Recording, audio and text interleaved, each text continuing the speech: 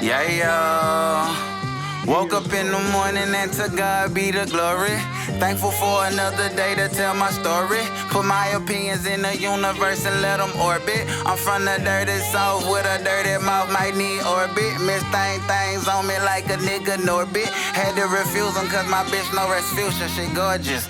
As I dap my sons up and kiss my daughter forehead. Tell them we gon' get this money till my pockets morbid. Remember living in apartments, now we playing mortgage. White boy told me that like a year ago. And you know, I get weary. I still like to go to the grocery store, buy my own fruits and vegetables and shit. He's funny because he was just saying he worked at Publix on South Cobb and used to see me in there. I still like to go to the grocery store. I don't care how fucking whoever I become, I got to go get my own food, right? Right. So a white boy is walking up to me. And you know, a random white boy walking up to you, you just get a little uneasy, like, what is going on? You know what I mean? He's like, dude, that shit gets so fucking high. To you and Juicy J's mixtape. Which one, that Blue Dream? Yeah. Yeah. He's like, man, when that motherfucker hit the street, though, that shit would turn, man. Crazy, I know. He's like, thank you, man. I was like, you got that under order now? Like, oh, yeah, nah, man, I'm sober now, man. But back then I was in college and da-da-da-da. And I was like, that shit is crazy, man. You a part of, you got a couple of, bruh, it's a couple of motherfucking mixtapes that you was, like Plies early on. Plies was a sleeper. When, you know, I'm the type of person, like, whenever I discover a new artist, whether it be off a hit or anything, I'm always trying to figure out, like, where the fuck that motherfucker come from. So I go back and listen to, like, all their music. Anything they dropped before. There was a time when you can only find Plies, like, on YouTube. Going through all that label shit. Man, but he had some shit though. Like that's when I was like, cause my cousin, the person that put me onto the Real Testament, like my cousin was like, he said, "Bruh, this one of the illest intros you ever gonna hear on a mixtape, ever. Period. Point blank." Yeah. And he said, after this, you pretty much locked in with this nigga. Like wherever he gonna take you after that, you gonna be good. So, man, we listened to that motherfucker. I was like, man, what else he got out? Yeah. And my cousin like, nigga, that ain't enough. Yeah. I said, I want to know everything, like, cause how the fuck he get an album? Yeah. I'm smart enough to know when I'm younger, like, motherfucker don't just come out of nowhere. They had to do something. Did Bigger, and that Bigger sold up Florida, and then he did. It went Bigger, Drama, Scream, in that order. But he did a different one with, mine was a little more gritty per se. Drama's was a little more, you know, what it was. But yeah, we had that shit used to go crazy. Truth Hurts, that was the name of it. Yeah, Truth Hurts. Yeah. Cause it's you, DJ Scream, and then it's Hood Rich. And then that Heavy in the Street. Look, all right, we got hey, is we rolling? All right, I thought so. Look, you know, in the mixtape days, it's like, y'all niggas was taking full advantage of plugging yourselves, bro. We better. We better. It's like it was like almost like clearly a very like cohesive decision. Like, look, if we got to run this bitch back 4 times, we're gonna make sure we plug ourselves. Yeah. So it's the DJ Scream, like, okay, this how I know the intro coming. Yeah. And then it's like, do we run that bitch back? Hood Rich be like, I'm like, okay, all right. The modern day graffiti, bro. Y'all was tagging the It's the modern day graffiti, bro. Yeah. That's what it was. When y'all would submit that to artists, did y'all get any pushback from artists about that? Nah, man, they wanted that. Like, the pushback would be sometimes I'll be like, man, I'm gonna tone it down a little bit. They'd be like, bro, you ain't go hard. You must not be fucking with my music and all this other stuff. Like, they don't want me to go crazy. You know what I'm saying? So, like I said, it's like the modern day graffiti. It's like it's an art to it if you understand it, because, like, for one, mixtapes, I saw this post the other day, and it was like, is what's wrong with the game the lack of mixtapes, right? For one, they'll bring me records with samples, and I don't care. Like, I can't get this clear. Give it to me. Like, give everything to me. I don't care. I'll take all liability. I don't care. Sue me, do whatever, cease and desist. I'm a mixtape DJ. I want music. I want exclusives. But some of the best records is records that can't get cleared because of politics and business and all that. You dig what I'm saying? So that was one part of the mixtapes. We saw that with Lil Wayne, too, in his whole run of records. He probably couldn't get cleared, but some of the best music we heard from him. Yeah. You know what I mean? And I think it's just the difference of, it's not so structured. It's not the label telling you, well, we need a radio song and we need this and we need all that. You know, it's just mixtapes. It's just Gucci will come to me with 30 records. Just figure it out. Put it out. You know what I'm saying? That's how it's supposed to be to me. You know what I'm saying? I understand that it can't be LimeWire and the artist lost a lot of money through, you know, that whole thing, piracy or whatever the case is, but mixtapes was an art. Yeah. I mean, some of the best mixtapes, it seemed like at one point, especially with like Gucci more specifically is the person I'm gonna mention just because that's who I would listen to the most. When Wayne dropped the mixtape, if it was Gangsta Grillz, Dedication, Drought, those songs only lived on those. Where like sometimes with Gucci, you could go find 4 or 5 mixtapes that got the same songs on there, and it was like he didn't give a fuck. He was just like, just keep it going. Like as long as it's out there, it's out there. Yeah. How did y'all differentiate? Like, was there ever a system of like, okay, this DJ get these songs for his tape? For Gucci. Nah, it just go. Gucci, you just get in the pack and shit. Better hurry up and put it out because somebody else might have some of that pack. He got so much music with Gucci, and then Gucci doesn't have like at least when we work, there's not a big turnover time. Like Gucci will hit you like, bro, let's drop one tonight. I'm like, tonight? Like, what are you talking about? Like, well, huh? Like seriously, like let's drop one tonight. Let's go crazy. That's just how Gucci is. He has so much music. He'd be able to patchwork, just loading up on music. Damn. You know so every DJ would probably kind of put it together different, and then you get your own exclusives. That was the science of Gucci. But for some of the other artists, you would kind of get your own, you know, little circle of exclusives and shit. So were y'all in charge of like the arrangement? Did you ever send artists beats like, hey, go crazy on this? I think they always tell the story of Mike Will tell you he met 2 Chainz through me. Yeah, that's correct. Mike Will tells that story. I took DJ Spins over to 2 Chainz. They made Riot. Obviously, 2 Chainz and Mike Will made a lot of history. I always like putting producers with artists. Even if I wasn't doing the tape, that's what I say, just culturally, I just want to see the city win. I just want to hear good music. I'm still a fan. Right. So even while I'm going through this whole run of doing everybody mixtape, it's a little weird because at first I'm like, man, I don't like hearing my voice. You know, that could be kind of surreal. Like, do I want to hear my own voice? I ain't so full of myself. But for me, it's like, I'm still a fan. So I can be realistic about kind of where I am. When I saw myself going up the ranks, I'm like, oh shit, I might have the hardest mixtape out. Not just because I'm me, because I'm a fan.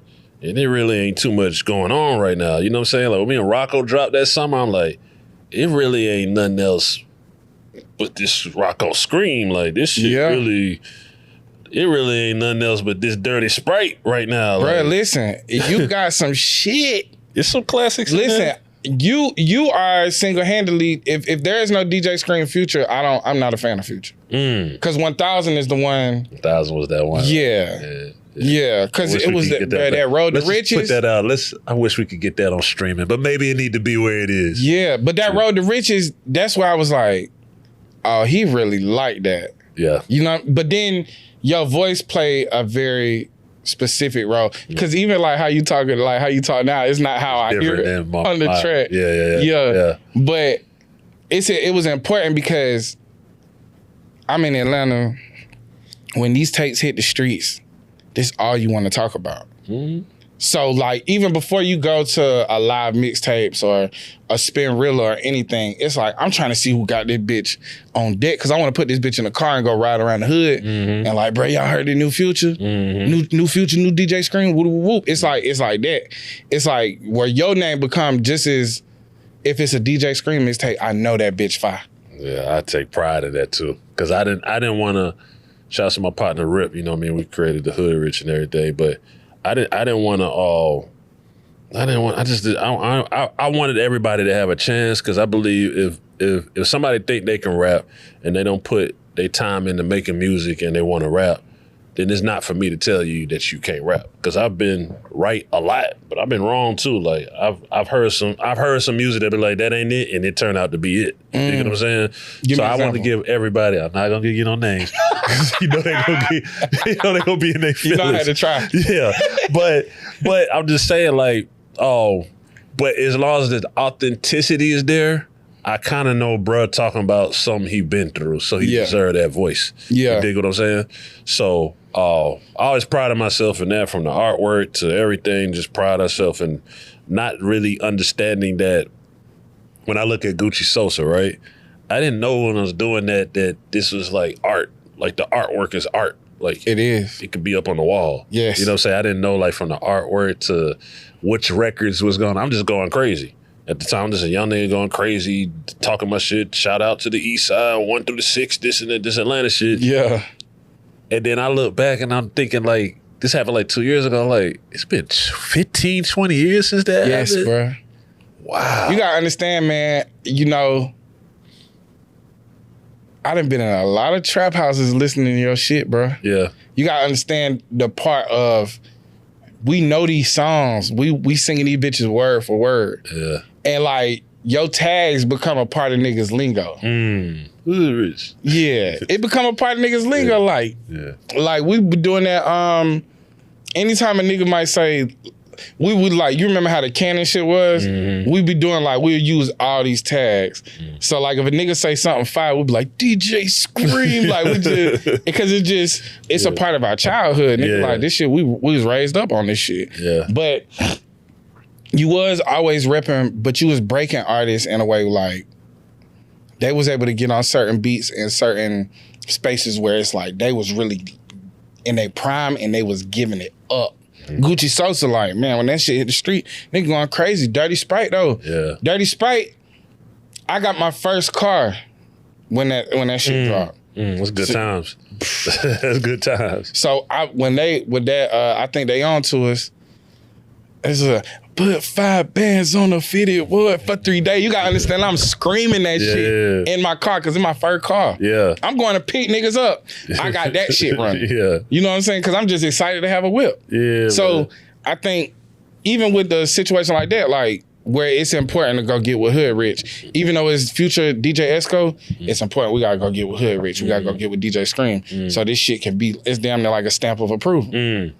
Yeah. Yeah. And you existed in a sea of mixtape DJs. Yeah. But you was able to rise to the top. That just speaks to the We work quality hard, control too. Me and the homies, you know, I always shout out the whole family, Hood Rich. I ain't gonna get into it's a big circle of us, you know what I'm saying? So we work hard. We had, 5 Points Flea Market, Candler Road Flea Market, them flea markets, them gas stations, the hair salons, them barbershops, them everywhere. We had people at the airport. We got people everywhere, like really trapping it out, man. And it became an economy too. I can talk about it now. It became an economy for people. Like, it was like work.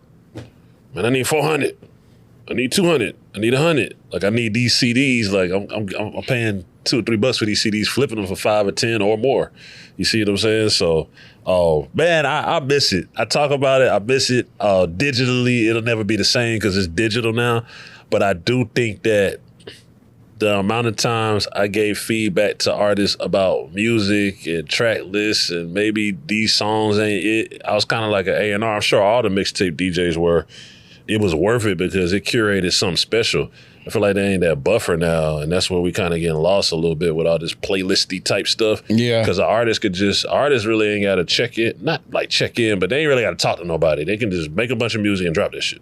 Yeah. They used to kind of, I want to know what Scream think about this. Bro, pull up the Patchwork 11th Street, bro. I want you to hear my new project, see what you think.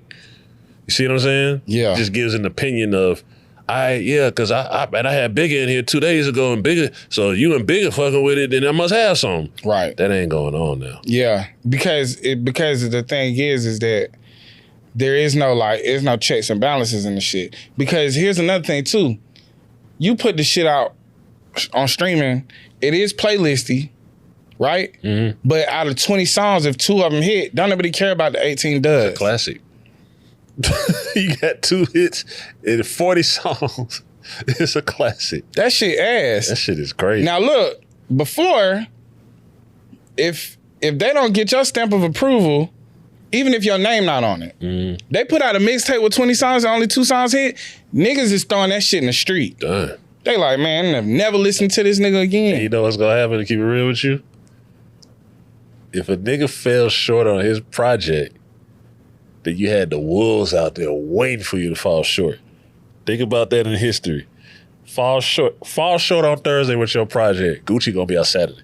I'm telling you. Let's drop. That's how it was. Like, we used to be in the studio on Bankhead, like, Low, there ain't nothing out there, bro. Ain't nothing. It's just a drought.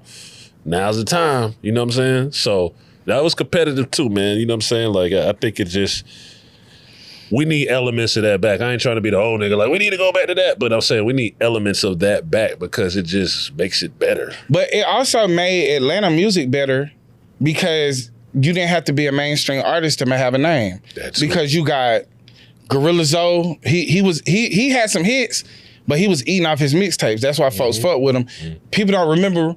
People remember it's going down. People don't remember New York City. New York City mixtape was crazy.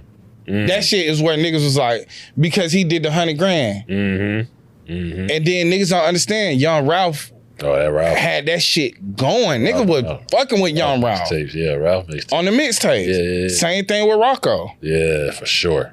What's the one tape? The animal shit. Wildlife, Gift for Gas, Swag Season. Rocco stacked them up. He stacked them up. It was some folks out here. Young Ralph for real was like, that was one of my favorite rappers. Oh yeah, Ralph go crazy. Because every time he drop an album, a mixtape, that bitch going. You can put that bitch in, press play. That's it. That's all you got to do. Yeah. He gonna take you top to bottom. Never had no mainstream success, but damn near a legend in Atlanta. Oh, for sure. You know what I'm saying? Yeah. Gucci, we down there feel like, I know I'm good for a new Gucci every month. If not every shit, he might drop 3 in 1 week. And it was important to be in the certain spots where you know you can get these tapes. You don't want to that's what I'm saying. Having this shit off of live mixtapes, that shit just wouldn't fly like that. Yeah, that was. I feel like that's when you talk about like Chief Keef, I did that too. Juicy J. Hold on, what's the Chief Keef one you did? Almighty Sosa, yes. Yeah. That track. That's. I'll tell you from my bookings. When it was like barbershops, flea markets, all that type of stuff, right? Then my bookings was them hole in the walls, them hoods. Like, when I want Scream to come to a place where people won't come to. You got the money, I'm on the way. You know what I'm saying? That's what it was with the CDs. When it went digital, it's a gift and a curse. Now I'm getting booked at colleges. Like, hey, we want you to come to a college and do our homecoming, a set, DJ Scream and play Juicy J and Chief K. You got the money, I'm there. But it was a different thing than the CDs just brought a different type of audience. You know what I'm saying? That was like you said, the CDs was the street, though. Streets. It was the street in a real way. Boy, but still, you come get a bag because it's also a spot where nigga don't want to be at. Oh, for sure. I've been to places, shouts to my bro Raj, we've been to places, I'm going. So regardless of what they say, I'm gonna pray and I'm going. Like, you got the money, I'm coming. We just gonna let you know before you come here. Bro, I'm coming, bro. I've been to probably one of the most infamous, the people from Pittsburgh gonna know this. I went to Trappers in Pittsburgh. All right. If you've been to Trappers in Pittsburgh, I wouldn't go back. But I've been to Trappers in Pittsburgh with my jewelry on. Sheesh. I've been to some places. You got the money, I'm gonna pray. We was always all right by the grace of God. But that was the streets. But you also turning that bitch up, so it's... Yeah, but let me tell you another important part, bro. When I got there, I connect with more people.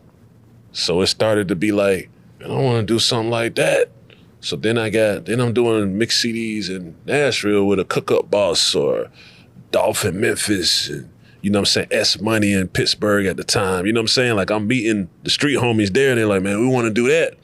All right, cool, let's do it. Again, you got business, we gonna do it. We gotta sound good too, but you got the bit, let's do it. Yeah. You know what I'm saying? I took pride in that too because, again, I understand purpose. Like, part of my purpose was to help street niggas turn it from that to that. You see what I'm saying? Me and yeah. So I take pride in, like, man, I used to be a trapper.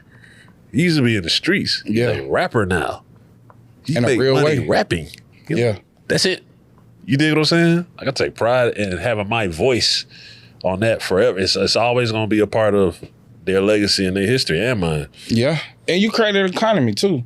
Because like you said before, like, if there is no mixtapes, there is no street music economy, right? Like, we seen niggas get a RICO for this shit. You know what I'm saying? This is a real thing. This how you know, like, niggas will make a money hand over fist in a real way.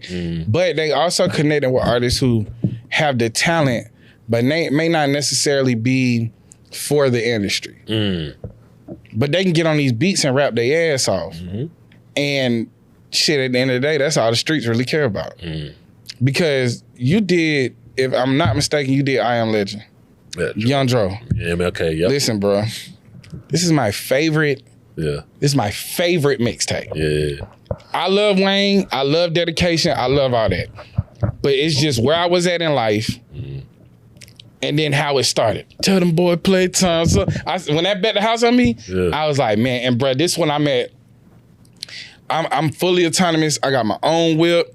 That's funny. I'm rolling around like I'm playing this shit on 20. I'm going to the city to grab my shit. Yeah. I'm coming back to Douglasville with my shit. Yeah. I'm playing this shit the whole way. Yeah. And Dro underrated lyricist in spaces like that where he could just get on a beat and go crazy.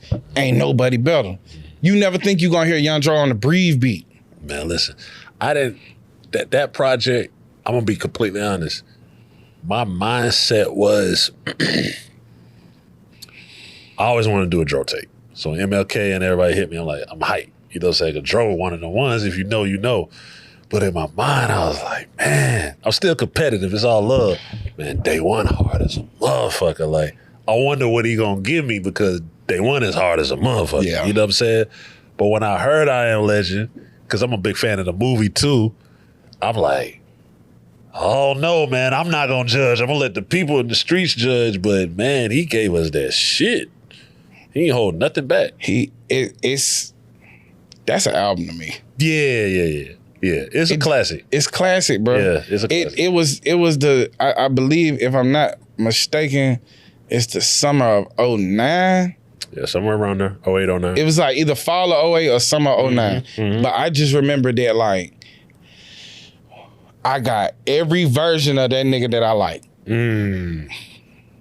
I like when he just go bar. Yeah. And he gonna give you 52 bars and every bar hard. Yeah. But I like when he get on his stupid fruity swag shit. Yeah. He gave you that. He gave making all that money You're for right the about strip that. clubs. You're right about that. He had every goddamn version of what he do best on that tape. And then to be able to, it's nothing like the true test for me, especially coming up in the mixtape era, is that like, can you hold your own on a classic beat? So if he get on Breathe and stink the shit up, it's like, oof, this nigga ain't the bar spitter I thought he was. Yeah. Because that's what Rap City taught us.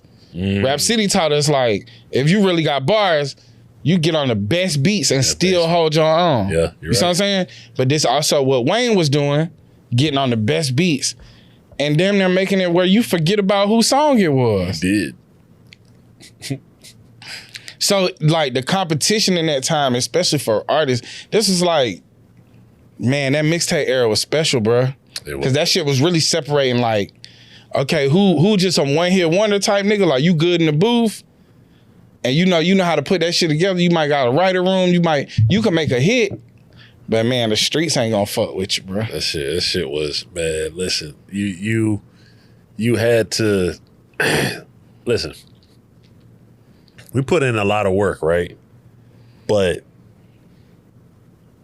like the DJ Scream and Shawty Low mixtapes.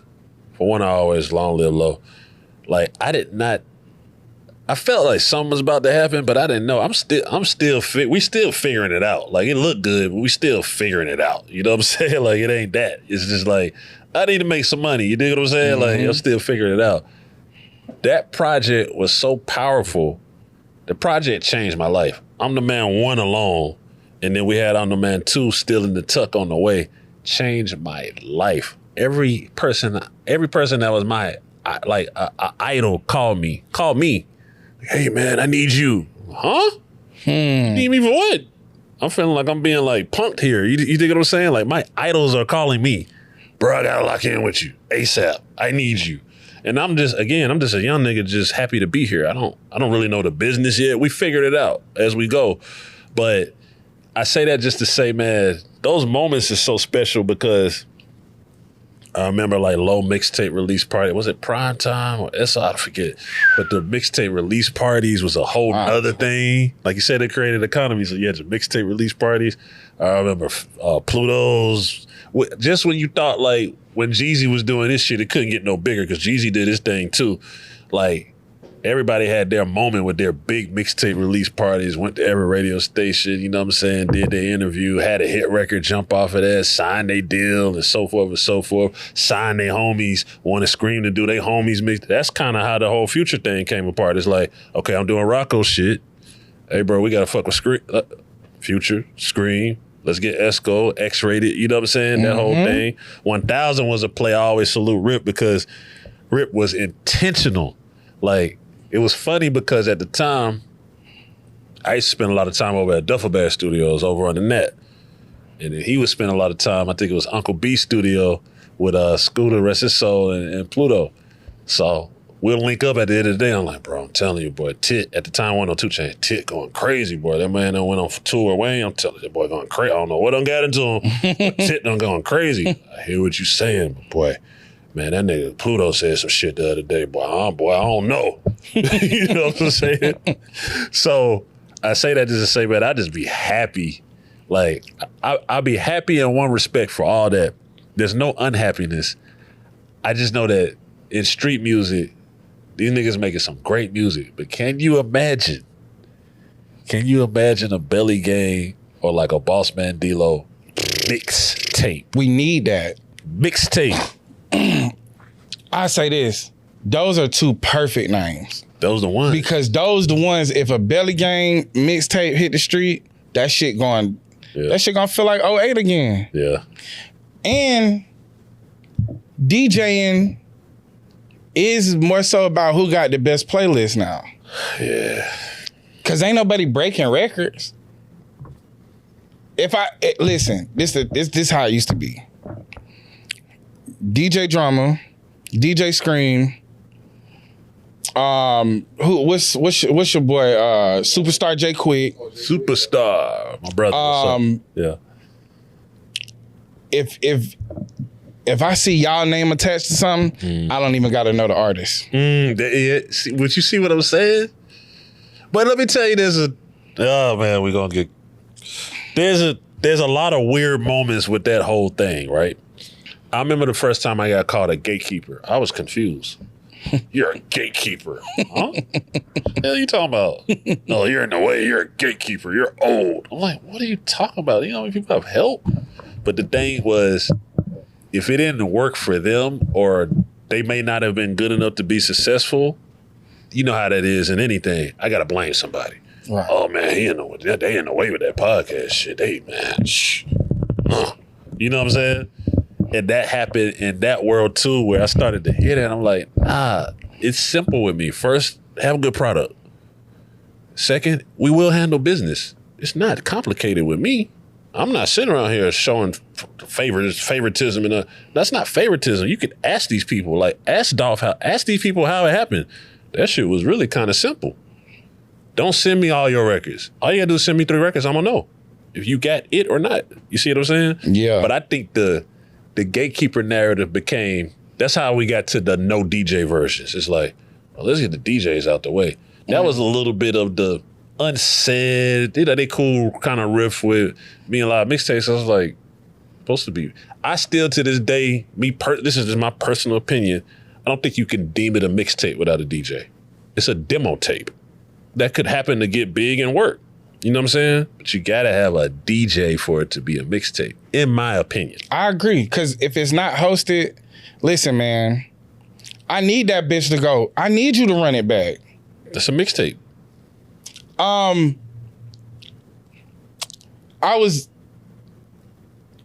Everybody in this kind of I named y'all 3 specifically because y'all was the niggas I trusted, and because of Gucci. Anybody Gucci worked with is damn near he was stamping them too. So like the Superstar J Quick. So when they got I cranked my car with the tip of my fingernail. When he run that bitch back 4 times, I'm like, bruh, this shit so fucking hard. Yeah. This shit so hard, bruh. We need that. We missing that, dog. But listen, you go back and listen to that music now, and you like, damn, they was really running this bitch back because all the music is so microwave. Shit, a lot of the mixtapes, by the time they finish running it back, that's the end of most of these songs now. 1 minute and 30 seconds. Yeah, you're right. You saying something? So when we get like Dirty Sprite specifically, it show us like, okay, this nigga Future, he got range too. Cause this nigga rapping with a nigga named Chubby Baby, and now I'm gonna go listen to Chubby Baby just cause he rap with him. I'm gonna figure out who the fuck DJ Esco is, and like I'm gonna go listen to Young Scooter if he put out a mixtape, because it's like these niggas have stamps of approval. He DJ Screen stamped it. It's a great mixtape. When they do it again, anybody that's connected to it, I want to know everything they about too. But you see how that work? That's beautiful. No one's hating, no one's gatekeeping. This work how it's supposed to work. I mean, Scooter did what he was supposed to do to be in that position. Chubby, rest his soul, did what he was supposed to do everybody did what they were supposed to do to be there. There wasn't nobody that we just straggling along. You're here because you do something. That's the problem right now. Yeah. Like, I don't want to have to do something, bro. I want to put up a post and get famous. That ain't how that shit work, though. That's how it work. It shouldn't work like that, but it's working. It shouldn't, because also every artist that you naming came with a brand and an identity. When you talk about Shawty Lo, we know who Shawty Lo is, the individual. We know he from Bankhead. We know D4L. So now we know Fabo, and then Fabo can go do his own thing. It's like stuntman. Whoop. But then we got people that are creating, like Fabo is creating hits over here, bruh. Spaceships on Bankhead, Tatted Up. These niggas got hits. But then we also remember like the Shawty Lo, like that On The Man shit, that was him. So when they with that shit, when they done shit, you remember when they was doing like, Shawty Lo was doing like them hood vlogs? I was there. This is what I said. This nigga in Boy Homes, and he say, what you blind, need some glasses to see?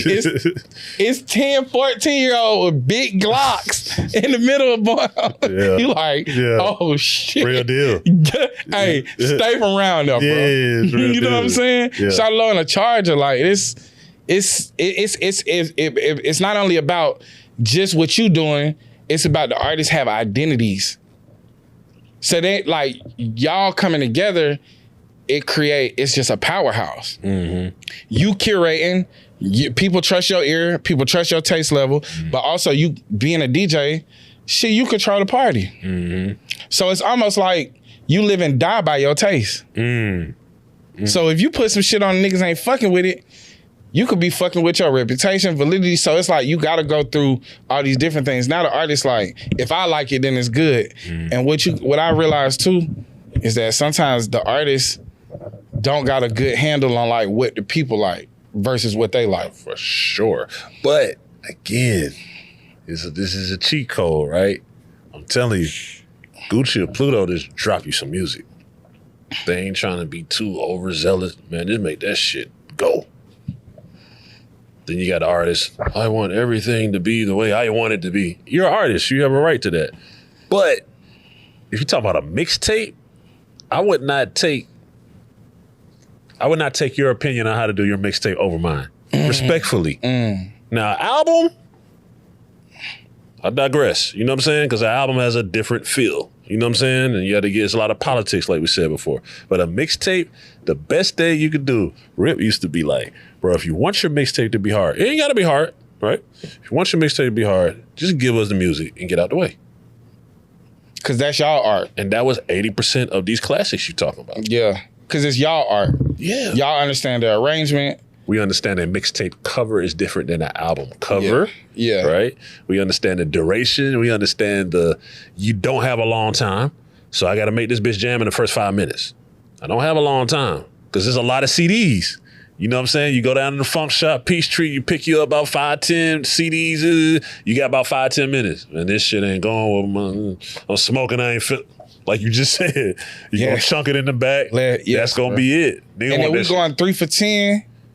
Some spots you can get 2 for 5 tapes. Yeah. But if it's in the 2 for 5 bin, it's damn near like, this shit ain't hitting on that. Yeah. But if it's a singular and it's a 10 ball, you got to pay all 10 for that Rocco. I got to pay full 10 for this. Yeah. This motherfucker must go. This an album. It's an album. Yeah. And perfect point that you brought up, the mixtape covers. Gotta have the right covers. It's a science. It's art. It's an art and the science. And they're even more picky than we are, because them designers won't work with certain DJs. I just do Scream and I don't do all that. They ain't cheap either. I do Scream and 2 other people. I do them.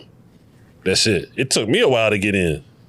Feel what I'm saying? So it's whole art and science. Because the 1000 cover don't look like the Dirty Sprite cover. Yeah, that was a whole different play. I think, like, Propane, shouts to him, I think he kind of orchestrated most of that. Like, Future covers. Yeah, Future covers kind of came from his internal circle, right? But if you're talking about a lot of the other covers, you're talking about like the Dolphs and the Gucci's and the Lowe's and all that, that came from our designers. And they weren't even people here. The best designers at the time was in Europe. So we got these people in the Netherlands, we hitting on the chat apps or whatever the case is, the Apple chats and all this other stuff, getting these covers done. It's a whole science, man. So you got, are you doing any original production on these tapes? Not, I always say like I'm more like a connect to put producers. Like we've always had a lot of producers, put producers with them, and I can help executive produce with me touching beat machine. It become camp. It's like a camp. Yeah. So you working, and so like Spins did a lot of beats for a lot of people on a lot of them tapes. With Chains, Gorilla Zoe, and Travis Porter, their history and everything, like Young LA, all that type of stuff. We always he shouts to DJ Spins. He created the mindset of us and being closer to production, because he was the first person that says, I'm about to produce. And I was like, man, I support you. I don't have the patience I got to go do something. I got to get out and pay, you know what I'm saying? But he had the patience to become a great producer. And then we started to bring in more producers. And if you track that and you track the records we've been attached to, we can go on and on with that. But I think that I always say it's important to know what you're good at. And I think that connecting people, being the plug, has always been like a gift of ours. Like, we should put so-and-so with so-and-so. Yeah. We should put so-and-so with so-and-so. There's an art to that too. Yeah, absolutely. It's a, like you said, it's an economy, but it also kind of operate like the street.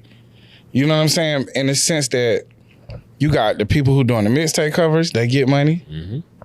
And there's a hierarchy there where it's like, I only work for the biggest dudes out here.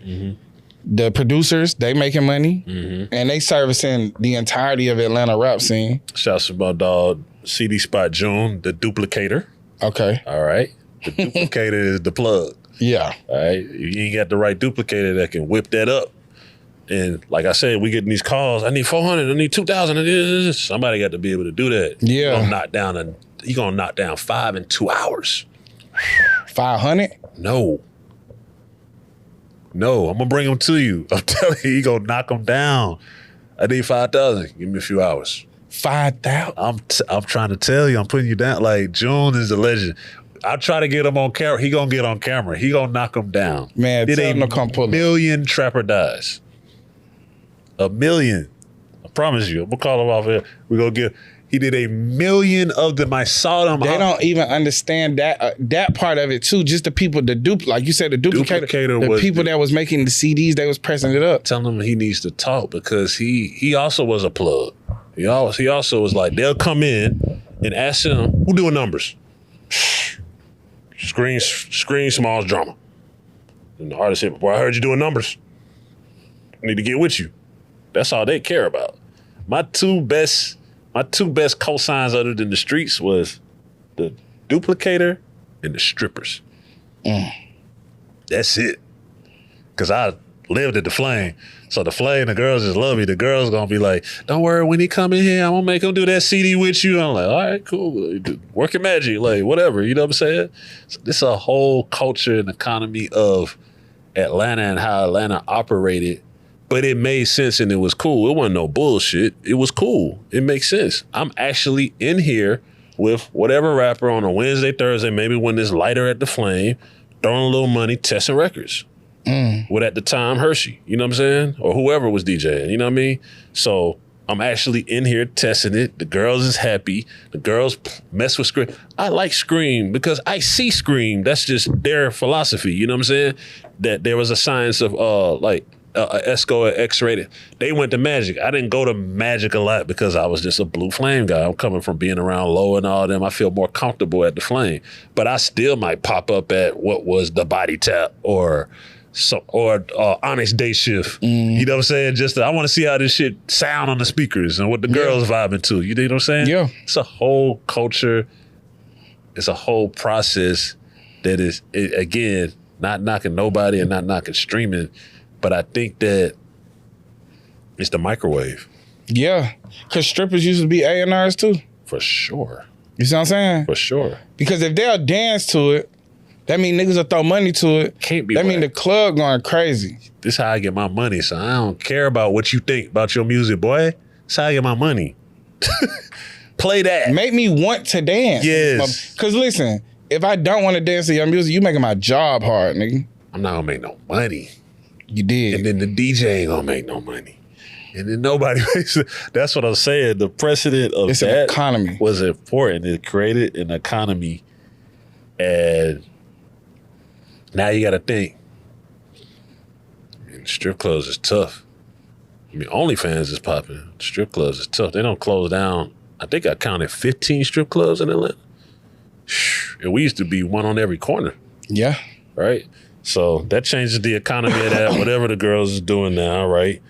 It's really tough for DJs. I feel bad because it's like there's not enough money in a hookah lounge for a DJ to make a certain amount of money. I can't go to Club SO and DJ for less than whatever that number is. It's too many people in here, bro. I can't do it. You feel what I'm saying? But the hookah lounge guy, bro, we only 40 people can fit in here. We can't pay you, Scree. All right, then wait till I just come to kick it. You know what I'm saying? All of this is just an economy. How excited was you? Okay, you get the tape. You probably got your dedicated spots that you go DJ at anyway, right? What was the spot where you like, did you pick and choose between artists and song? Like, okay, I'm gonna break that in this spot versus I'll break that over here. Or was you just excited to have the record and like, I'm playing that tonight? When they booked me, they knew what came with it. I used to do the Cave, right? I don't know if you know, you know. The Cave on the east side. Woo! The Cave was an all hours, after hours. I would go on at 3. You feel me? So I go on at 3. And then like everybody just following them there, leaving prime time, leaving other spots. It's after hours. But you got a live mixtape. Literally. Like I didn't play I'm not playing for no club. You came to get a mixtape. I got my drops, I got everything, we bring it back. You're getting a mixtape. You might hear a record that you ain't gonna hear ever again. You only gonna hear it here. And they know it word for word. Damn. You see what I'm saying? Like that's what came with me in the places, and even when I went on the road, I tried to create that same feel. I learned something very fast when I got on the road going through the South that I was joking about this other day. You better play a lot of Boosie. When you leave out of Atlanta, you better play a lot of Boosie. A lot of it. And I hadn't done a project with Boosie, but I had to create this feel of like kind of idea because Boosie was so powerful. I've never Boosie was powerful. Like you had to play, you could just keep playing Boosie. I'm like, I ain't got but 30 minutes to DJ, what you? Just play Boosie. They're okay with that. You know what I'm saying? So I just tried to always take that feel, especially when he was incarcerated, like free Boosie. I do a free Boosie set or whatever the case is. I always try to take that feel wherever I went and kept that mixtape feel, you know what I'm saying, on my sets. I think Boosie's genius was he didn't care about the big markets. For sure. If I do well in big markets, that's fine. But I know that it's niggas on the south side of Winston-Salem that feel like Southside superstars for them. And they'll book you every month. Over and over and over and over and over again. I went through that, man. Probably prior to the Atlantic Maybach deal, I spent a lot of time in Columbia. God bless Columbia. They fed me. Columbia, Knoxville, Tennessee, Nashville, Tennessee, a little bit of Memphis, Birmingham, Alabama. You know what I'm saying? Jacksonville, Florida. Like, these the places when I get there, they're like, thank you for coming. I'm like, why wouldn't I come? They're like, people don't come. Yeah. We get a lot of that too. You know what I'm saying? Birmingham, Nashville. Yes. Shit, Raleigh. Raleigh for sure. They, Raleigh, like, Rocky Mountain, that whole Carolina run. Yeah. You can run and get money in Carolina for 2 weeks. They gonna show up, bro. For sure. Yeah. Yeah. Them folk gonna pull up, man. Yeah. Yeah. When we announced our tour, Charlotte and Raleigh sold out damn near immediately. They're gonna be grateful too. They're gonna thank you for coming. You Yeah. try to thank them for coming. They're like, oh, thank you. I'm thankful to them. They thankful to me. Right. It's love though. Yeah. It's certain spots. Well, it's because it's like, and they get overlooked. And they still have what's called, like, important, they still have the fan. Atlanta and fan is a tough place. Yeah. Who's gonna be a fan? Everything. I rap too, bro. Yeah. I'm hard too, bro. I DJ too. I got a podcast too. Tripping on your podcast, I got one too. I got a clover line too. You know what I'm saying? So it's like, They got everything. where the you got. fans? Yeah. Only It ain't- State Farm Arena brings out fans. Yeah. For like concerts. Yeah. Other than that, it's tough. Like, it's tough. how when did you know? I know we talked earlier. When did you know it was like, I'm going the DJ route? I was young, bro. I think we stayed in Riverdale, College Park at the time. My parents moved around a lot. And I knew I couldn't rap fast. I'm not good at this. This don't make sense. You know what I'm saying? I'm Yeah. not good at this. I don't like this. You know, I like it. I love it, but I don't like it for me to do it. Right. Then I'm looking on TV with niggas who can rap like Outkast. Like, oh, them niggas can rap. I can't do that. You Yeah, know what I'm for saying? sure. So when I got turntables, it just felt like, there's a story about Kobe Bryant, and the first time he held a basketball, he just felt like, it was weird, like a sense of peace. I tell people all the time, like, I've suffered in the past from like anxiety, panic attacks, all that bullshit, right? Never had one on turntables. Never. Like, if I'm having a panicky day and I go to the turntables, it's like medicine. It's better than whatever medicine they would have tried to give me. Damn. So it just felt like at home, I naturally was good at it. That's not me saying it. People were like, you're good at this. And I'm like, I don't even know how. I don't know what I'm really doing yet, but I was naturally good at it. And man, I always say it saved my life. Because, I mean, you know Atlanta. So I could have easily did this or that or this, and I still got people who got into shit that can't get jobs because they got into shit and this, that, and the third. The neighborhood always respected it. Nah, bro, gotta go DJ. He going to go DJ and make some mixtapes. At the time, it was mixtapes. So I would go make mixtapes and let niggas get mixtapes. You see what I'm saying? Yeah. Nah, bro, gotta go make mixtapes. He can't go hit no car or nothing. Like, nah, bro, leave bro out of that. But I wasn't like no punk or nothing because I was like, he the music nigga. Yeah. You see what I'm saying? That's the thing is like, I think that's be the other thing too. That's what the fake shit. That's where the fake shit fucks shit up. Is that they don't understand, like, the streets respect you whatever you do. Just be yourself. If you just be yourself. Just be yourself. This is what I'm on. I ain't on that.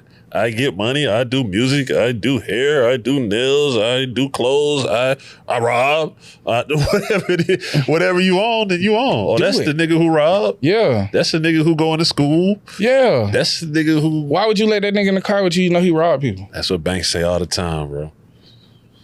That's what I said. It's like with the people. The one thing that I love about Atlanta is that a nigga will tell you who he is. Yes. It's up to you whether you gonna believe him or not. Right. I'm a scammer. I know that you rob niggas. Right. I'm not letting you in my car. Right. Or I'm a scammer. Don't give me your wallet. Don't let me nowhere near your wallet. Bruh, I'm not putting in, I wasn't even putting the code of my phone around. Right. Exactly. I am a scammer. All right, cool. That's what I do. Same I thing with the respect girls. That's what I be telling with niggas with the girls. She told you what she was. Oh, bro, I thought I could change it. No, wow. You can't even change yourself, bro. Right. Y'all not making sense. Yeah. My you know, the thing that one of the quotes that changed my life is, you think about how hard it is to change yourself. And then you think about how much of a chance you got to change to somebody else. That's crazy. You see what I'm saying? Yeah. Because we go against ourselves all the time. Yeah. So then you think, oh yeah, I'm just that nigga. Right. That I can change a whole nother human being No, to what bruh. I want them to be. Yeah. You're your ego is your shit crazy. Yeah, and the delusion, like you sipping the Kool-Aid for real. Yeah. So where does the thing? I know that you mentioned in the mixtape world that Shawty Low was the one where it's like this where I felt like I was. But when did you know like I'm a DJ? Like, it probably was a. Here go my story in short. I got out of school. I went to Tuskegee. I was DJing there. I came back. I got a job at Guitar Center. Somehow I did a tryout and ended up on tour. Shouts to Montel Jordan.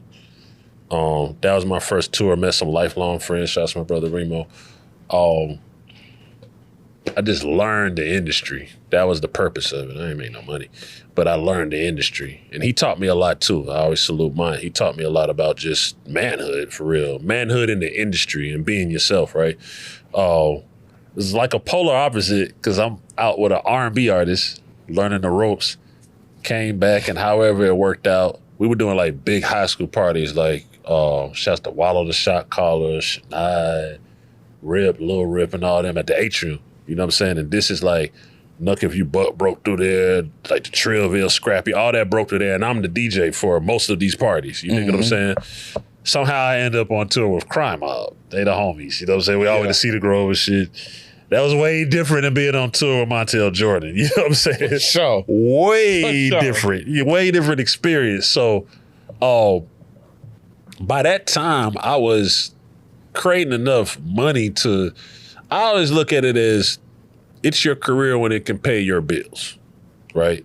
So when I started to get in that space, then I knew like, okay, now I can say I'm a DJ. Like this pays my bills. I might not have the money I want to have yet, but I'm paying my bills. I use that same analogy with rapping, podcasting, and so forth and so forth. It's good from a standpoint of just having a love and a passion for it. But at a certain point, this has to pay your bills. Right. Or it's a hobby. It can be an expensive hobby at that. Yeah. DJing wasn't cheap back then. Talking about records. You got to buy records. You got to keep up your equipment. It ain't like now where a nigga can down there DJ on their phone. It wasn't that. That shit was expensive. So I have to make some money. You dig what I'm saying? So around that time, I say I knew. By the time me and Rip got together and it was Hood Rich, we had already kind of shook on it. Like, we're going to figure this shit out. We don't have it figured out, but we're going to figure it out and we're going to figure it out. And you're talking about, like I say, with any business, a sustainable business, Hood Rich Entertainment. I mean, we probably didn't make no money for a couple years. A little bit of here and there, you know what I'm saying? That's why the aha moment, like I always say, is like, I tell people like in entrepreneurship and faith and music or whatever the case is, if you stay down and you got a good product, you don't have that aha moment. Because there was one year we couldn't stop the money from coming. Literally. Like, God damn. You know what I'm saying? Yeah. Oh, this was worth it. You know what I'm saying? But when you got them figuring it out and, you know, eating chicken wings and fries every day, you're like, is this worth it? Am I tripping? You know what I'm saying? But I know I got something because this is the thing. The people will let you know. We say the streets, but the people will let you know. They give you that with your podcast, right? Probably early on, like, bro, don't stop, keep going. Yes. It's like God talking to you. Yes. You feel what I'm saying? We got that with Big Facts early on. It's like, bro, don't stop, man. Keep going. I'm telling you. Yeah. All right. That's God talking to you. That's what I go off of. Now, if I go out and don't nobody tell me keep going, I need to evaluate this. Nah, if a nigga just, hey, boy, good shit, bro. You like, damn.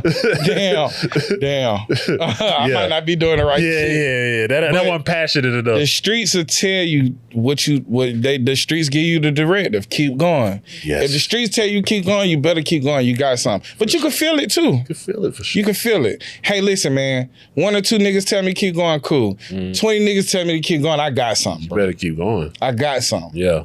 So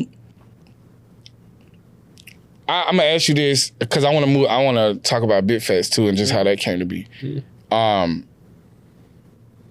Your top 5 favorite DJ Scream mixtapes. Here we go. That's like a grouping. I always tell people if they ask that, like, it's like grouping your kids. I always answer it this way. I'll go 5 moments because I can remember the 5 moments, and this is not to. A lot of my brothers have passed away, man.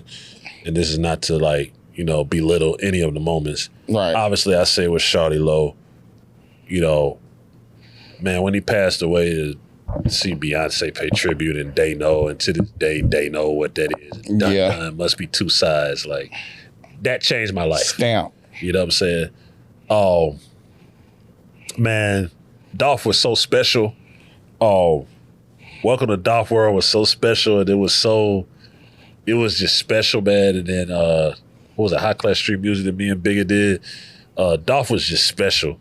Dolph was one of them ones where in moments I had the thought he got it.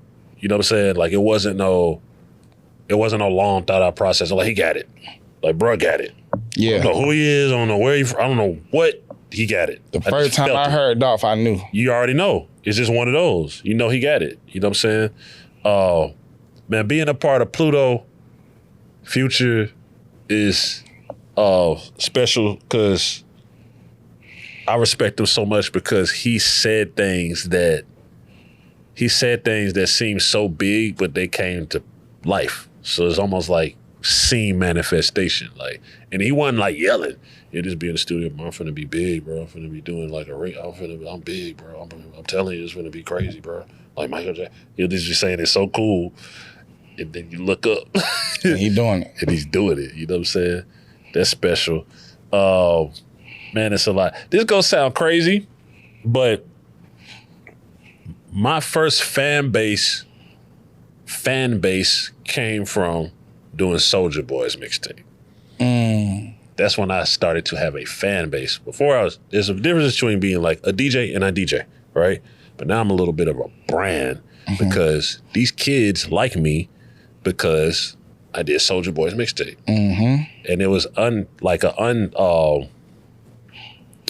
not unorthodox, but you're just thinking like he's an online person, right? So with him being an online person,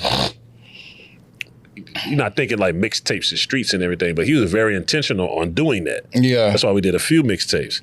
So I always shout out him too, because from MySpace to Twitter, aligning with Soulja Boy at the time, I got a cheat code. I know I'm coming in at 100 plus. You is though, because the thing is, there was a point of contention about Soulja Boy.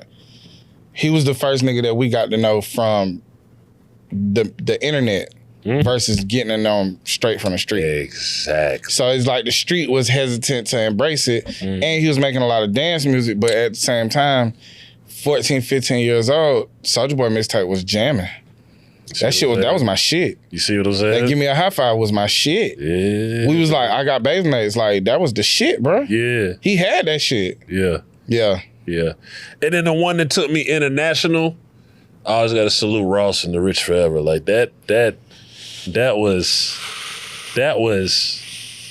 another moment of the phone is ringing and people now is a whole different type of people calling me that, how you get my number again? I ain't tripping that you got my number, but it's like, damn. How you get it, motherfucker? Yeah, that shit was crazy. You know what I'm saying? Ross is a brand. You know what I'm saying?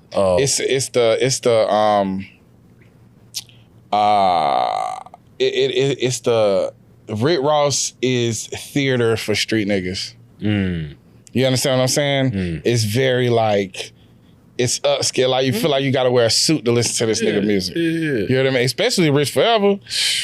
What's that, bro? Look at Me. Yeah. Nigga, that shit come on. You feel like damn near, hey man, look, let me pour some champagne. It's like a nigga reflecting on the times. You know, that shit hard, man. Soundtrack to it. Honorable mention, the homies, Amigos is big too. You know what I'm saying? YRN, shouts to Ray G, Corey B. That was at a moment, honestly, when I first thought about, I had to start thinking like, what am I gonna do? Because I can't do this forever. Like everything has I'm starting to get into interviews, doing radio interviews, starting to have moments there or whatever the case is, but I'm smart enough to know that if this shit already went from CD to digital, it could go from digital to nothing. You see what I'm saying? So I was smart enough to think ahead. Even when we were in the streets with CDs, I remember literally calling the homies like, bro, we got to get digital. What you talking about? We get money. It don't last forever, bro. You got to know it don't last forever. You see what I'm saying?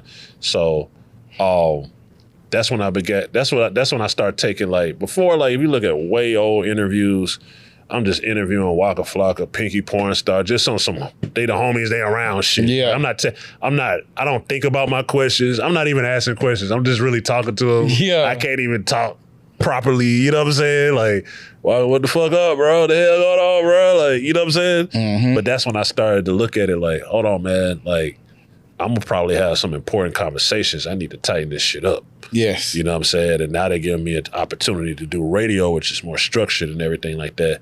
And 3 years ago, I would have said, fuck all that. But this is an opportunity for growth. You dig what I'm saying? Which all led to media, podcast. It all worked out. You dig what I'm saying? But that's because I was always open to and not stubborn to progress. You dig what I'm saying? So yeah. I say that just to say, what we talking about? Oh, Migos. Yeah, Migos are special too. Hey man, the Migos shit, I always kind of pride myself on being early to shit too. Mm-hmm. Just like having taste. And I remember I was in the car with my partner. I was like, hey, this is a New York ass nigga too. So, you know, me and him, we normally listening to something that's a little bit more bar heavy. Yeah. So I put that shit on. He like, you like this shit? I said, man, this shit hard, bro. These niggas finna be big. He like, nigga talking about Hannah Montana? I said, bro, trust me. Yeah. Then the Emmett Smith shit come on. And he's like, he's still like apprehensive, but you can tell like he can't stop himself from moving. I said, bro, I'm telling you, bro. I said, there's something about this shit. Yeah. What's the first one? The first. What's the first one? First. Hurricane Rick. Katrina.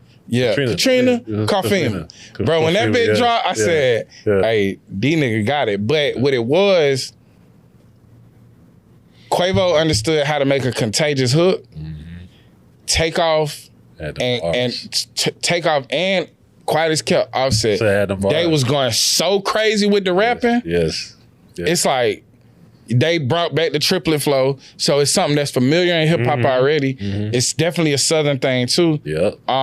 Unless you know you talking to niggas from Cleveland, right? And they're gonna say it's about and there's a lineage there. Yeah, there's a lineage there, but we know I know the triplet flow from Memphis. So it's like, oh, these niggas got it. Oh, then it's hard. They got a hook that you don't have to think too much about. So it's easy to remember. And then they finna come and rap their motherfucking ass off. That shit was like automatic, bro. I respect them so much, man, because Offset told this story recently. They came, was at Mean Street, and they had Wire and they had a mixtape. All right, I'm doing the mixtape with Ray J and Corey B. And I'm listening to it. And at the end of it, just my honest opinion, it's cool. I mean, I think they were a little drawn back, like, it's cool. Shit, it's cool. Let's work. You know what I'm saying? They was hard. I knew they was hard, but even with any of these people, my excitement kind of was away from them. Because I know if I get too excited, then there's a sense of comfort. You give me want my feedback, I'm gonna give you my real feedback. This hard, this cool, this cool. You know what I'm saying? But when I tell you I respect them, they ain't bitch up. They went back and brought me what y'all heard. That's not the first Wire in. They went back in. So a lot of that shit that you heard, like if I would have just been like, this is it, and been like a yes man nigga, it would have been different. I went through that a lot, bro. I had to get cursed out, life threatened, everything dealing with rappers. Yeah. Because I'm giving you my real ear. Because at the time, I'm all in it. I'm in it. Yeah. Either I'm in it or my partners is in it. So we know what it is. One of us is at the club every night. Yeah. One of us is at the strip club every night. Yeah. One of us is in the traps. This is my circle. We know what it is, right? So that was all part of that ear. But I respect them from coming back and not bitching, not being in their feeling, and they brought that shit. Yeah, they brought it back. That Wire in was, that shit was, it was like damn near every song was a hit, bro. Man, they came with it. How long did it take you to not only realize, but to be comfortable in how much power you had? You know, the thing for me was always to be fair. That's why it kind of made me feel away when people start saying he's not fair. Because I'm like, nah, bro, what are you talking about? Like, I know the conversations. Like, I done had conversations with niggas like, bro, I ain't got it, but I need you. All right, well, let's just shake on when it work. I think it's going to work. You'll fuck with me. I still need it. I need you to pay me. But I get it. I can't let this get out to everybody because I'll be fucking broke. But just keep your word. I keep my word with Setno and the Migos. Like, they kept it real. Like, man, we ain't got that right. We got a budget, but we got to make this shit work. We just gonna shoot you this. This cool. Whatever the number was is adjusted from what I usually would charge. All right, y'all just make sure y'all fuck with me when I need y'all. Somehow, some way it worked where it's like, oh, I got nominated for, a BT Hip Hop Award or something like that. And I particularly remember the niggas that kept it real was K-Camp and Migos. They pulled up on the love. I can make my money off of this. See what I'm saying? Yeah. So that was the conversations that I had. I was like, how you gonna say I'm not fair? I took that shit kind of to heart. Like, what the fuck you mean? I'm not fair, bro. I've always been fair. Now, it's not fair for me not to be able to have an opinion on your music. Yeah. That's not fair. Yeah. Oh, you showing favoritism. No, I think that it's like some shoes. I think that these Air Max are better than these Dunks. Like, I have a right to that opinion. You might think that someone else can do your mixtape better. I'm not in my feelings about it. I'm a fan. Oh, you want to fuck with whatever, bigger holiday techniques? I'm a fan. I want to hear this shit. All them niggas going hard. That's how we work, and that's how the city work. Yes. When it became so much about, even right now in this media space with us, bro, you know how much love me and Bank show niggas? Yeah. How the fuck you gonna say we not fair? You just gotta be on some other shit. Well, also, I think this another thing. Yo, work your one. Like, work. You can do it without me. Because it's a thing. Let me say something. I gotta say this. Yeah, say that. You know how happy I was when, like, rich homies and little babies made it without me. I didn't have nothing to do with that. I don't want them a bitch. Oh, I don't know these. It wasn't that. When I finally met Rich Homie, there's a lot of respect and love. I didn't know him. I was happy. Because guess what? The city in good hands. That's the way I look at it. Yeah. It ain't it gotta be about, it's never been about me. Nobody can document on a camera me saying it's about me. Ever. Find it. Ever. Yeah. It was working before you.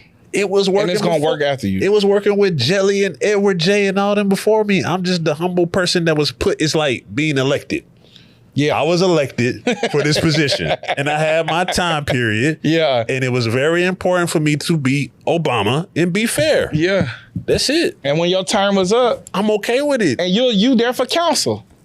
My Hey, nigga, I did it. Hood Rich Keem, my young brother, I'm on with him all the time. Go crazy. Keem, Spins, Swamp, whoever, go crazy.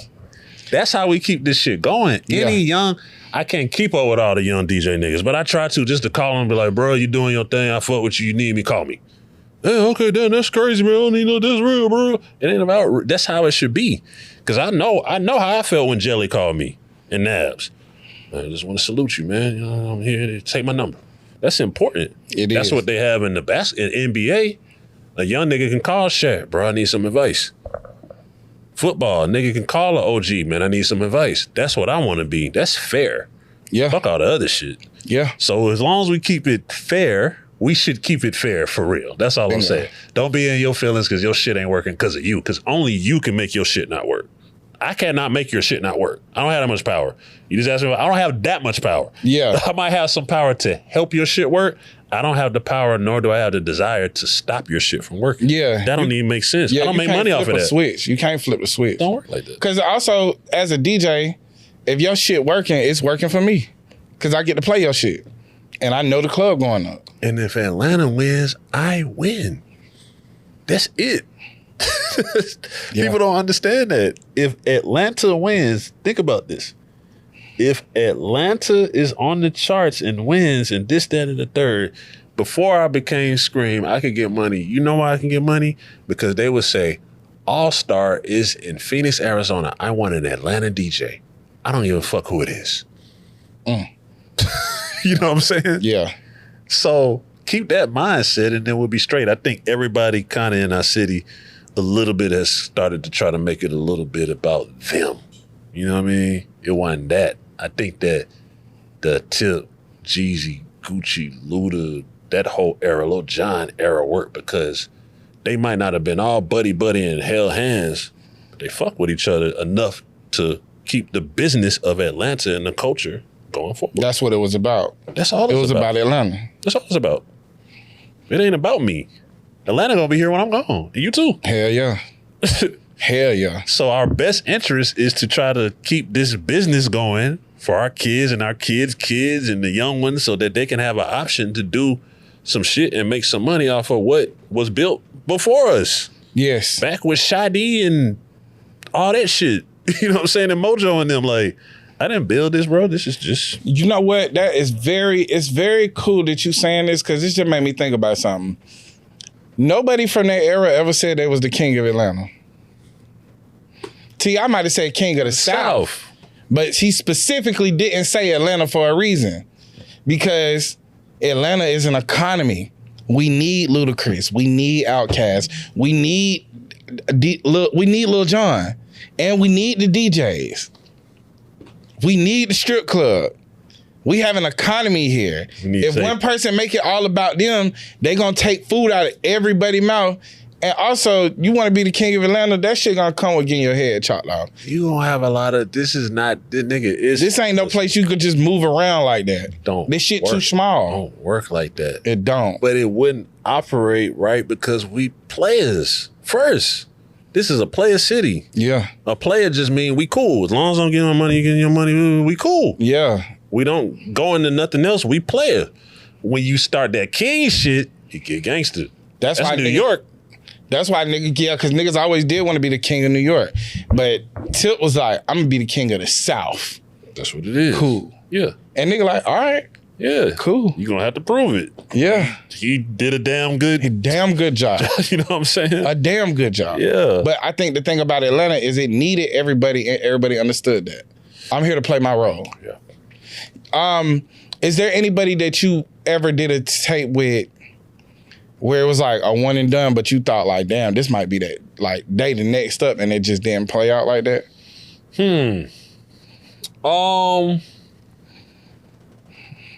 Has anybody ever did a tape with, you mean like did a tape and thought it was gonna be, or even if the tape was hard, just the artists didn't pan out the way you thought they would? If that ever happened, it was just like street shit, legal type shit. Like, yeah. Niggas just got wrapped up into like legal shit. And I can't think of none. I don't think a lot of those were like Atlanta situations. Those might have been people from other places. Like just got wrapped up in some legal shit. I mean, me and Rip have got deposits and niggas have got Fed charges. You know what I'm saying? Damn. Like, that's just kind of what come with it. We got deposits and niggas done died. It's a lot of niggas from the South, like, not even from Atlanta, but like somebody like Adobe or a Lil Fat and shit like that. That's what made me think of it, because it's like, man, these niggas like, damn. It's another important one that I have to put out there, because Adobe was my brother, man. And Adobe was, I don't think the world understands. I still talk to his mom from time to time. I just talked to Frank White. I actually interviewed his mom, like, Adobe was special, man. And I hate it because there's always been, I went to school in Alabama in college, so there's always been a lot of talent there. The Dirty Boys, Deuce Conrad, so forth and so forth. I keep naming names. But he was going to be the one to really open up the doors for like, man, you know we saying something over here. Like how the South got something to say. It's like, damn, Alabama got something to say too. Like, those that one, man. Damn. Yeah. Yeah. That was some, I meant to talk to Tip about this shit too. You know, Tip had a lot of folks. Like Meek Mill was there first. Travis Scott was there first. He got dough. It's a lot of people, even in LA. Like after the LA tape, what was that LA tape? Futuristic Swag. Swag, I think, yeah. Where he had the NBA or NFL on there. That song, is it NBA? Should be Futuristic Swag. Man, that shit was so. It's another thing too. Yeah. I seen this how influential this shit is. I started seeing niggas get the little part down the middle with the fade on. It's like the shit was super influential, but I just like, it's like a lot of people came through Atlanta first before they got their bigger deals or whatever the case may be. Sure. This is where it was at. You had to, listen, Dolph came down here. They was fucking with like Chains and Gucci. Did a tape with me. Man, everybody from Memphis, you know, Gotti used to be down here. Other artists. Him and Gucci used to do a lot of shit together. For sure, at the time. I remember it was surreal to me because shouts to DJ Black, he made the plug. He introduced me to the 3-6 Mafia family. So the next thing you know, I'm on the phone with Project Pat. Now, I am not gonna have too many moments where I don't, whatever, I'm on the phone with whoever, right? But I'm on the phone with Project Pat here. Man, we gotta link up. Nigga, this is Project Pat. Yeah. The only synonymous closer thing being a Decatur nigga is if y'all put me on the phone with Player Fly, which eventually happened. Yeah. You know what I'm saying? Yeah. So I'm on the phone with Pat. Pat is a friend to this day. He always just give me game, like nothing in like just, that was just meant to happen, you know what I'm saying? But I remember intentionally we did the Juicy J mixtape and he was hyped because I brought him here to shouts to Meezy Obsessions for his first Atlanta show in a long time. He did my birthday party. It was amazing, you know what I'm saying? All that type of shit. But I say that just to say, man, I don't think the narrative and the conversation is, do you still need Atlanta? All right. Mm-hmm. That's the current narrative. Everything is tricky because of social media. The word need is subjective because of social media. Yeah, you know what I'm saying? But I still think that there's a very big value in my record is going in Atlanta. It's still important. And having somewhere where this thing lands. Yeah. You understand what I'm saying? Yeah. Because being outside in Atlanta, I go places and people know who I am and they show me love, but I be liking when I get the love here. Oh, for sure. Cause it's like your home base, and niggas in Atlanta also don't care nothing about you being famous. That's what I was just saying. So if they show you love, it's real. This is genuine. And they not gonna take up too much of your time. Cause it's like you said, everybody do everything. So it's like, nigga, I'm popping too. Ain't that approach funny though when people come up to you like, bro, I ain't on your dick and nothing, I just wanna let you know. I be like, that'd be so crazy. It's a wild way to approach me, bro. Just show the love, bro. Bro, I wanna let you know I ain't on your dick and nothing, bro. I ain't on that. I ain't on all that shit with you. Bro, I fuck with that podcast. I don't even be fans of niggas. Yeah, I don't be fucking with niggas like that. I wouldn't even really walk up to a nigga like this, but I'm gonna just let you know. I'll be like, it's cool, bro. But shit, man, we might as well flick it up. Bro, you want a picture, bro? Bro, just say you want a picture. You want a picture, straight, bro. I'm down to take the picture. It's all good. So transitioning out of music into media, and Big Facts being one of the biggest podcasts in the culture for one, y'all was just in a Drewski skit. That was hilarious. Yeah. But also kind of becoming like synonymous with, if you a rapper and you talking about that street shit, you got to come sit down with her. Yeah. We just got to make sure you all right. Yeah. How did that? How it just forms into that naturally. But how was that transition into media from music? So there's two paths. There's Scream. There's I'm burnt out from touring. I did some tours. I had a record deal, did an album, all this other shit. So I decided to, like I said, I'll do radio. It's kind of like in between. I don't really know what I'm gonna do right now, but I know I need to clear my mind a little bit because I probably was moving for 15 years, like nonstop, and it could fuck with your mental health too. You know what I'm saying? Yeah. So I get with iHeart. iHeart decides to give me a radio show is like all week long. When I signed up for it, I was taking it serious to a certain level, but then when I heard the whole, man, he can't do, somebody tell you can't do it, I'm like, oh, nah, I got to do it because y'all think I can't do it. You know what I'm saying? Like, I don't really care like that, but now I got to do it. So anyway, I sometimes wondered, I'm labbing doing interviews every day. All the homies is coming through. We had a magical moment with the Janet Jackson interview that I did and all that shit. And that's labbing me in one respect. I don't know what I'm training for yet, but I'm training. I'm doing that. Obviously, you have Bank over here who's evolving. You know what I'm saying? Me and Bank are just running to each other here and there, whatever the case is. I always just supported whatever he had going on. He's just a good brother. You know what I'm saying? And he's evolving. Him and Hannah come up. No. The first thing that happens is Future drops an album, right? He drops an interview for the album. It's Bank interviewing Future. I am listening to this shit. I think I text him or whatever the case is. I'll tell my partners, this shit is gold. Like, this is it. This is how niggas want these conversations to be. I'm coming from studying this shit because I'm looking at what Taxstone is doing. He ended up having this situation, but I'm like, bro, if a nigga can do what Tax Stone doing up there down here, that's what planted the seed in my head, right? But I was like, shit, I gotta align with the right person or persons, you know what I mean? So just how it all works, Bank come in, I'm doing an interview, he's doing the shit show, him and Hannah are there, right? I'm like, bro, what you doing with the interview? Like, Pi, you gotta do that shit. So, you know, Bank like, bro, help me do that shit. You know what I'm saying? Yeah. I'm like, Bank, I'm a little bit different. I don't know what everybody else bullshitting you. You tell me to go do the shit. It's Tuesday, we gonna be doing it Friday. I don't fuck around. We gonna do it, right? So long story short, he's like, bro, if nigga set it up, I'm there, right? All right, cool. It's set up like a week later, right? So here it is. He's like, he walk in, he see cameras, he's like, oh, this shit for real. I'm like, oh yeah, hell yeah, bro. We gonna do it. We gonna try to do it. Let's just try it. We don't know what we don't know nothing. Let's just try this shit, right? Man, the feedback from the first conversation, it's called Big Facts. We came up with the name and everything. The feedback from the first conversation that me and him had was it was so positive. It was like a hit record.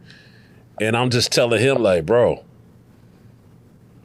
this is needed. They need. It became synonymous with lingo too.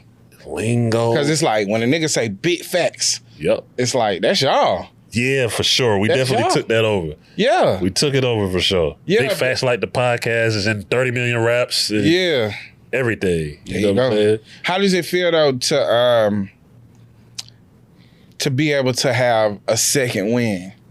Where it's not, you know, this is very relaxed. Yeah. This is relaxed. Yeah, it's more Not- relaxed. this ain't DJing. No, This it's ain't not. this ain't being on tour with the artist. Right. It's relaxed. Yeah. Man, I'm gonna be honest with you, bro. I've had a lot of blessings and wins, bro. I ain't gonna lie. Like, after the day when they hit drama for the Rico shit and all that shit, like, I didn't, nigga, this is how I pay my bills. Like, what the fuck I'm gonna do? You know what I'm saying? Like I don't know. But even from there and that whole run and then mixtapes, and then Ross calling me to give me a deal, putting me in a different space with that, and then the radio, and then even one radio station going to another and doing serious radio and all this other stuff. But you know me, man, I just go with what feels right. And I knew that I already know how to hold a conversation because now at this point I've been doing radio 10 years. So what am I doing this for? I have to be doing this for something, you know what I'm saying? So then the balance of Bank just being Bank and then just the balance of it, like, it still came with trials and tribulations because you got to think for everybody, we was rolling. I'm talking about we was rolling, then COVID hit. Oh yeah. Fuck. Yeah. Yeah. Shit. I remember one of my partners who be in the tech world just text me, this is way before anybody knew about it. Download Zoom now before they start charging for it. I'm like, what the fuck is Zoom? But I'm gonna go download it because it's my tech partner that told me about Bitcoin and I ain't listen. You know what I'm saying? Damn. So I'm finna go down. I'm finna get it right this time, Yeah. right? So it wasn't the same as Bitcoin, but it worked. And I'm like, It was able to sustain. I was like, bang, we can goddamn keep it going. Like, we can't keep it going. This shit fucked up, man. This motherfucking COVID. Fuck all that. This shit is some bullshit. Every time, you know, this is some bullshit, right? Yeah. And I'm like, nah, bro, just try this shit, bro. You can do it on your phone. He was like, I can do it from the house. Bro, you can just be right at your crib. I'll be right at my crib. Hit tip of somebody and tell them to click the link. Let's just try this shit. Boom. Perfect. You know what I'm saying? So now we trapping it. Now we drop Big Facts every day in the crib since we can't go outside or whatever the case is. And then just how it works, the universe and God, we got that Gucci, boy. We got that Gucci. That shit was probably bigger than Versus that week. Damn that right. Gucci went crazy. You know what I'm saying? So how does it feel to have another win? Like for me, bro, as long as people give me that energy of keep going, I'm gonna keep going. Yeah. You know what I mean? At some point, at this point, at every point, I want to empower and give young people as much information as I can, because at some point I have to, whether I go back to Africa or whatever the case is, somebody else got to keep this shit going. Absolutely. So I want to give as much information, as much game as possible to just help other people. And for me, I just opened a restaurant, you know what I'm saying? Like, I'm an entrepreneur first. Like, I come from selling Tootsie Rolls and candies and shit in school to save up to get records. I'm a hustler first. Yeah. So that's the thing I want to continue to get better at and great at, is just being an entrepreneurship, seeing the Big Facts Network just become the new TBS or some shit, you know what I'm saying? Like, those are the things that keep me motivated. But I think a lot of my success and longevity, because they ask me this a lot when I do panels and go talk to people and everything, like, how have you managed to sustain and remain relevant? Gratuity. I'd be so grateful, bro. I'm grateful to be here. Like, you want me? Why? You for real? All right, cool. I'll do it. You know what I mean? Yeah. My wife be like, "You're weird. Like, you know who you are." Like, sometimes I don't. You know what I mean? Like, but gratuity, bro. And that's what I tell people. Like, I can't. Like, it's like an allergen. I can't be around people who complain. So if we were in here and one of your partners is complaining, I'll probably like go be in the corner till we ready. I can't be around this shit. It's too much to be grateful for. We here. Yeah. We can figure the rest out as long as we here. It's people who ain't here or don't have all five senses, or they don't have their health. You dig what I'm saying? As long as we here, I'm grateful. We'll figure the rest out. I got partners they're never getting out of jail. You see what I'm saying? You see what I mean? Like, they're not. Or just ain't never gonna take a breath again. So there you go. I tell my wife was like, when you with women for such a long time, they still want you to always like prove that you love them. And she asked me, she was like, how much you love me? I'm like, I love you more than anybody else in the world. But how am I supposed to know? I said, you the only person that hear me complain. She was like, touche, nigga. Yeah. Touche, nigga. That might be right about my wife. She hear my little complaints. You know what I'm saying? Yeah. If I'm gonna tell anybody, I'm gonna tell you. Yeah. They'll let you know, because you know I go in the world. Yeah. She said, man, when you out in the world, can't nobody tell nothing wrong with you or you thinking about nothing. You don't let the world see you sweat. It's almost a mask. Yeah. So the fact that I can come here and feel vulnerable enough to, you know what I'm saying? That's where you know. You know what I'm saying? Yeah. But I think it also come to that too. I'm thinking about it at all times. Like, you know, even to be here, have you here. Like when Bank pulled up, it wasn't a thing where I had to go through all these different channels. It was one phone call, boom, I'm there. Same thing with you, one phone, boom, we there. And it's like, you know, we've been talked about me pulling up on Big Fest, but that's just like time and schedule. We gonna get it together. It's like, I be grateful that like these shows that I've watched where they had like great interviews, or when I was on the road driving trucks and y'all dropped a good interview and I could like this for the next hour and a half, I'm good. You good, yeah. Now I could be in the same room as these people. Bruh, I'm blessed, bruh. Why would you complain, man? I see and hear so many rappers complain about what they wished for. Man, I gotta go down, do rehearsals and do drops and shit and interviews, all this. Bro, what the fuck is wrong with you? That's what you wanted. That's what I'm saying. Like, you got to have a weird relationship with your guy right now. That's like your kid asking you for all the toys, and then the kid be like, I don't want all these goddamn toys, man. Shit. I had to check myself sometimes too. I think sometimes your body just be tired. Yeah, and when you tired, your mind can't have no positive thoughts. That's real. But that's also a time where you be like, hey, I need to rest. Yeah. Before I start complaining. You're right about that. Let me rest. You're right about that. Because one thing I've learned about myself is that anytime I'm having doubt, anytime I have anxiety, is usually when I ain't been getting enough sleep. You gotta have that nourishment and that sleep and all this stuff that my therapist and meditation and all this stuff over the past 5-6 years I learned that you have to have. You gotta drink water. Start there. Sure. Start right there. Yeah, start with the water. Yeah, start with some hydration. Nah, you're right about that. It's hard. It's hard to be grateful when you're thirsty. Or hungry. You know what I'm saying? Yeah, or sleepy. You know what I'm saying? I ain't happy to be alive if I'm hungry. Yeah, exactly. Life could be better if I wasn't hungry. Yeah, man. Appreciate you pulling up, man. Nah, anytime, I'm bro. grateful for real, bro. Nah, for sure. Much continued success to you, bro. Thank you, bro. Yeah. Thank you, man. Keep going, bro. You know, I don't be telling everybody that, going, but man. I'm going to just let you know, keep going. I might get a picture too. Yeah, bro. man, let's make sure we get a flick before we go, man. Yeah. But thank you, man. This is legendary DJ Scream in the building. Legendary DJ. And now going on, legendary media personality. There you go. My dog. Appreciate you, brother. Salute. Hood rich, B.I.H. Just rap. You know what I'm saying? I just want to rap, you know? I just want to rap, man. I just want to rap. Fate was on my side. Yeah. Was my fate was on Hey, my side. man. Yeah. They say without the proper labor, faith don't stand a chance. I put my faith in faith and stand on fertile land. I planted seeds that'll indeed turn into trees. Be forest and peace teas get printed to me.